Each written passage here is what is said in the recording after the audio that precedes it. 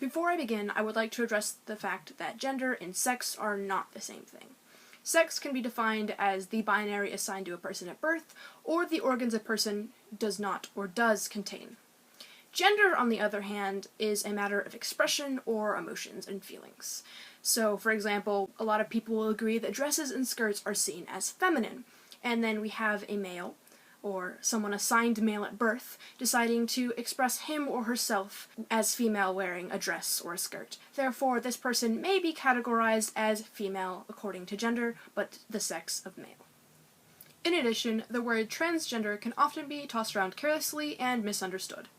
The term transgender is used as an umbrella term for anyone who does not identify with the sex assigned to them at birth. However, in today's society, this is used to refer to someone who is withgoing or has withgone a transition from one sex to another or no sex, using surgeries and or hormones. For the sake of clarification, I am not and have not withgone any such transition and therefore do not categorize myself as transgender.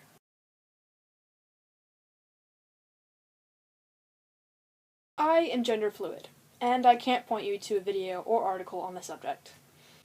I'm not saying there aren't videos and articles on the gender fluid topic, because there are.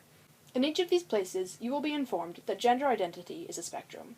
Everyone experiences gender differently. Because of this, I haven't found a resource which effectively explains my experiences as a gender fluid person, but I highly encourage you to do some research outside of this video to become more aware of the world developing around us.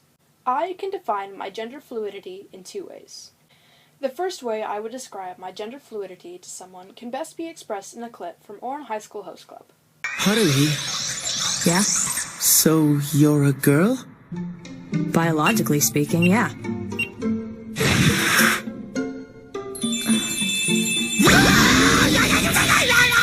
Listen, Senpai, I don't really care whether you guys recognize me as a boy or a girl. In my opinion, it's more important for a person to be recognized for who they are rather than for what sex they are.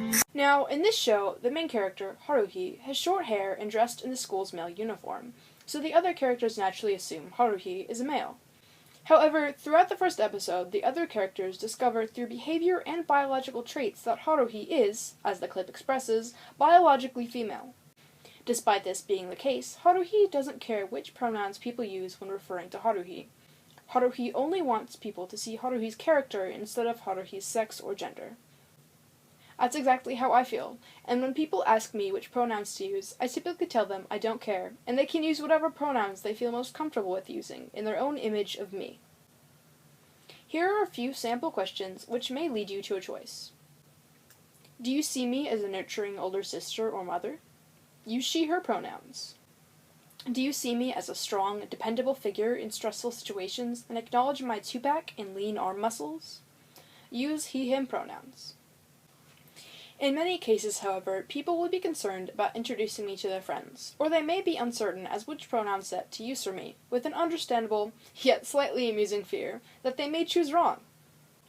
When this comes up, I usually tell them to use all of the pronouns and switch it up.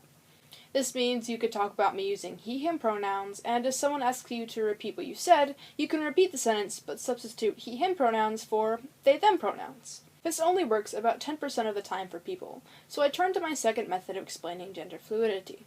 I like to call this method the tier system. This is because the pronoun sets you use for me are based on my comfort level with you. Tier 1. The he/him tier. This tier is for a person who is a complete stranger, a person I don't like, or a person I already know but aren't very familiar with. Using he/him pronouns lets me know you acknowledge I'm not someone you can push over. I'm reliable, I'm stronger than you know, and you know there are boundaries to our acquaintanceship, even if we haven't set any yet. I feel most comfortable with this set of pronouns for Tier 1 people because it lets me feel like I'm being respected and seen for what my body doesn't necessarily represent. Tier 2. The they/them tier. This tier is for a person who has known me for a little bit of time, is perhaps a classmate I've exchanged a few words with, and notices there's more going on with me than what meets the eye. The only time I've ever asked someone to call me the Tier 2 pronouns is when they asked me in the middle of a lesson by passing their phone to me with a notes app open and the words typed, "I know this is a weird question, but what are your pronouns? If you don't feel comfortable asking, you don't have to answer." Because I didn't want to type out a legitimate explanation of gender fluid to them while I was trying to learn, I simply typed back, they, them. Tier 3, the she, her tier. This tier is for family, people I have known for a while, or people I feel connected to. The she, her pronoun set lets me know you have known me as I went through some of the hardest parts of my life, or I have trusted you enough to show you some of my vulnerabilities. As you can see, all of these tiers were expressed using a circle map. This means that someone I classify as Tier 2 can use they, them, and or he, him pronouns for me. In addition, someone in Tier 3 can use she, her, they, them, and or he, him. I highly recommend using a combination of pronoun sets when referring to me. This helps you know you see me and support me for who I am. Not only that, but it tips off people around us to the different pronouns they can use for me, instead of opting to whatever pronoun set you use for me. This allows them to draw their own decisions on who I am. Outside force and other opinions makes my genders fixed, or solid, which contradicts the whole purpose of being gender fluid. So, what should you take away from this video?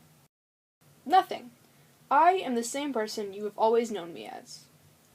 Think about what I told you as something akin to my favorite color or ice cream flavor. If I liked an ice cream flavor you thought was absolutely disgusting, would your perspective on who I am completely change? My point is, you don't have to change the pronouns you use for me just because you learned I use other pronouns. However, if you feel compelled to use a different set of pronouns or more pronouns when referring to me, then please do. Sleep on my words if you want. I want you to form your own opinion on who I am and how you see me. Thank you for watching, and I look forward to hearing from you. Matt signing off. Bye!